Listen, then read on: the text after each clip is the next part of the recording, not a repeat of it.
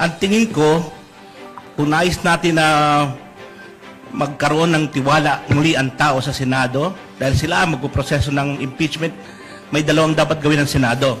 Una, kinakailangan palitan ang pamumuno dahil wala nang tiwala ng tao kay Alan Peter Cayetano. Sana naman mahiya ang ating Senate President at bumaba na siya.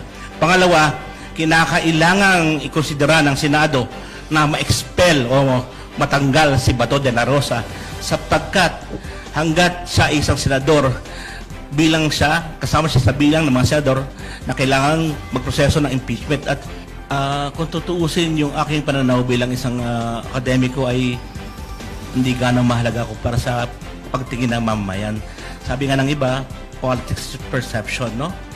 At sa mga nakikita kong lumalabas sa social media at narinig ko sa aking mga networks, karamihan ng mga Pilipino sa totoo lang na hindi naniniwala na walang koreksyon sa impeachment ng nangyaring power grab sa yung kudeta sa Senado.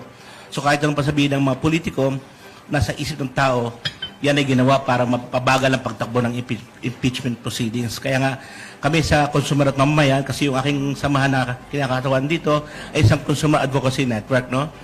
Ang tingin ko, kung nais natin na magkaroon ng tiwala muli ang tao sa Senado, dahil sila magpuproseso ng impeachment, may dalawang dapat gawin ng Senado.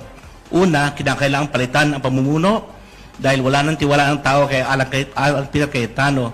In fact, last night, I was asked to sign an alumni group of UP campus leaders, former leaders in UP State Council na hingin ng pagbibitiw ni Alan Peter Cayetano.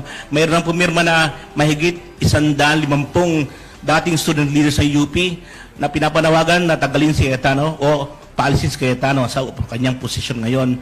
At yung halos kalahati ng mga pumirma ay mga dating kapartido mismo sa UP. Hindi lang yung mga kagaya ko na kalaban niya sa politika sa UP. So medyo talagang sana naman mahiya ang ating Senate President at bumaba na siya. Pangalawa, kinakailangang ikonsidera ng Senado na ma-expel o matanggal si Bato de la Rosa sapagkat hanggat siya isang senador, bilang siya, kasama siya sa bilang ng mga senador na kailangan magproseso ng impeachment. At marami ng tao, ang tingin ko, hindi talaga naniniwala sa kanyang pagiging senador at nasa tamang pag-iisip siya ngayon para magdesisyon. Alam naman ang lahat na siya isang supporter ni Digong.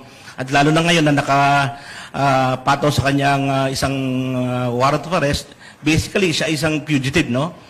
Pugante na siya, wala siyang karapatan maging senador, dapat tanggalin sa Senado.